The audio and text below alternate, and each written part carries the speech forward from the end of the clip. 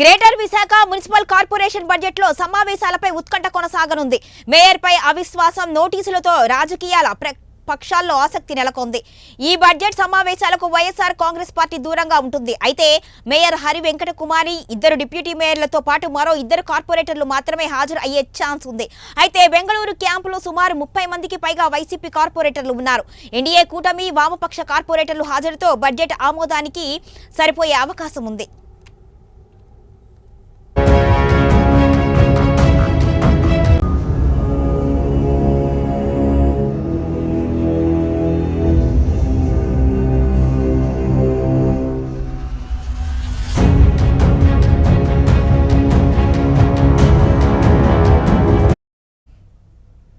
ఇక ఈ వార్షిక బడ్జెట్ ను జీవీఎంసీ స్థాయి సంఘం ఆమోద ముద్ర డిసెంబర్లోనే వేసింది.